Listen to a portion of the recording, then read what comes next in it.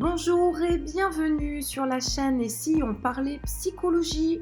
Aujourd'hui, on continue sur le deuil.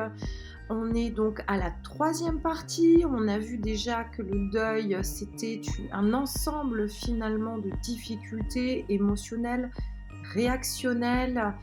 On perd un proche qui a un rôle dans notre vie, donc une perte de repère. On peut voir aussi les difficultés à se sentir seul face à notre deuil, incompris, ou alors que personne ne semble nous comprendre. Donc il faut demander l'aide de proches, de la famille ou une aide médicale. Aujourd'hui, on continue sur la troisième partie. Alors aujourd'hui, on va parler du deuil des enfants parce que les enfants sont parfois oubliés. Donc trop souvent, on va se traduire sur un manque de communication, d'information. On va oublier de soutenir. Mais il ne faut pas oublier que les enfants ont leur propre chagrin et le deuil est une étape pour eux aussi, même s'il n'est pas sur la même dimension que celle des adultes. Donc, ce que l'on pense et qu'on a tort en tant qu'adultes, c'est qu'ils ne comprennent pas la mort ou la perte, qu'ils n'ont pas besoin de participer aux événements liés au deuil, que ce soit la partie délicate de la mise en bière ou de la partie messe, la partie funérarium.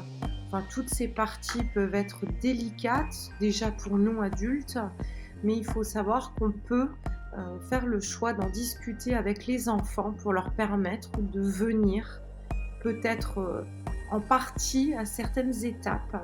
D'autres, on peut juger aussi selon le côté émotionnel et l'âge, bien sûr, des enfants, que certaines étapes sont peut-être trop violentes émotionnellement. Mais en tout cas, ils ont besoin de participer, que ça soit au dernier moment, que ça soit sur la préparation.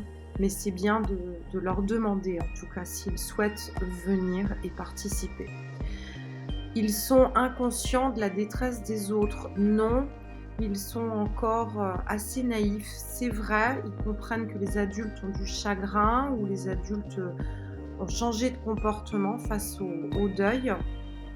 Mais eux non plus ne savent pas comment réagir puisque eux non plus ne comprennent pas ce qu'ils vivent. Ils ne pensent pas, ils ne s'inquiètent pas de la mort pour eux et pour leurs proches. Alors c'est complètement faux. Il faut savoir que très vite l'enfant, il a une angoisse et ça se voit sur les angoisses nocturnes. Souvenez-vous que l'enfant, il a peur par exemple que ses parents décèdent, le quittent et que finalement il se retrouve sans eux, sans l'amour. Donc ça veut bien dire qu'ils ont une certaine conscience de la perte et de la mort. Mais c'est tellement flou pour eux que parfois ils ne verbalisent pas et ça peut être finalement retranscrit par des angoisses ou des colères. S'il est vrai que les enfants diffèrent des adultes, il ne faut pas oublier qu'ils ont besoin que les adultes répondent à leurs propres besoins et le deuil en fait partie. En fonction du niveau de développement, des capacités en tout cas psychologiques de l'enfant, il faut adapter simplement votre discours.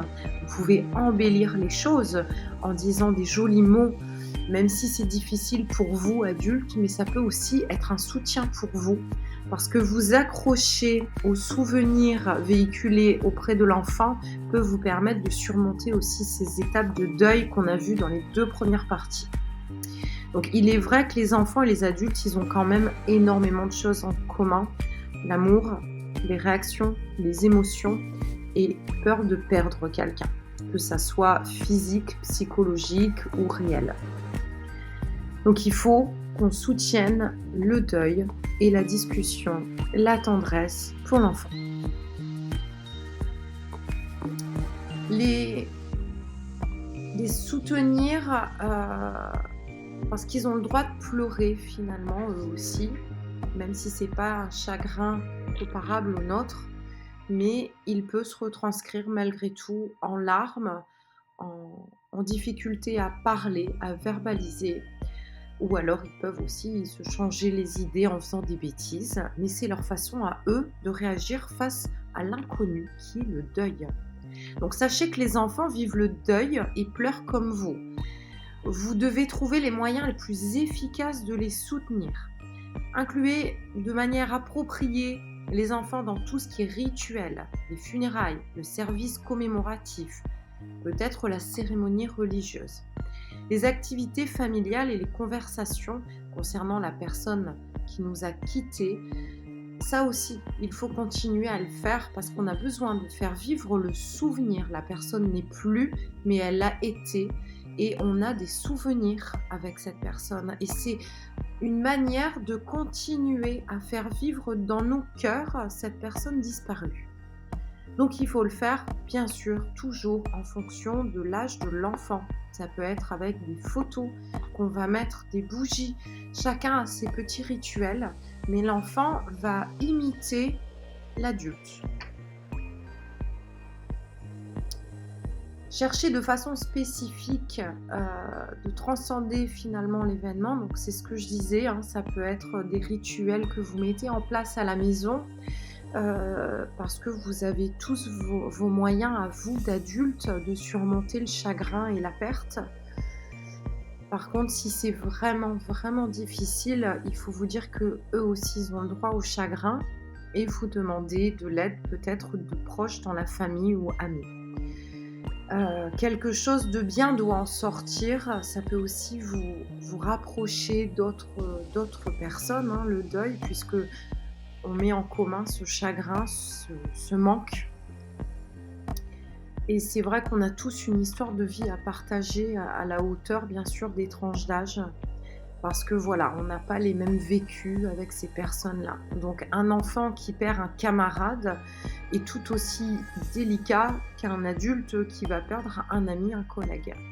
Et ça peut être encore plus perturbant puisqu'à l'âge de l'enfant, il ne conçoit pas qu'un enfant puisse décéder, par exemple, avant l'adulte. Ce n'est pas dans les règles de la vie.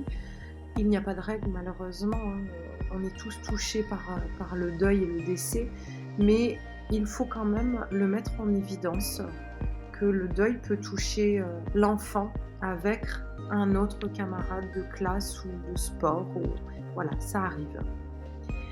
Donc peut-être qu'il est même plus délicat et plus touchant de la part d'un enfant, parce qu'il n'arrivera pas à verbaliser, et puis parfois il n'a pas l'expérience, c'est sa première expérience. Donc c'est un début, et il faut trouver les mots pour en discuter avec eux. Donc votre deuil ne doit pas oublier les enfants, c'est encore malheureusement trop souvent le cas dans les familles. Donc, si vous sentez qu'un enfant vive mal un deuil, que ça soit un camarade de classe, que ça soit un membre de la famille, que ça soit aussi un animal, il faut vous dire que le deuil, même si vous partagez une émotion différente, il peut être plus intense selon la tranche d'âge de l'enfant et il ne faut pas le négliger, il ne faut pas le mettre de côté.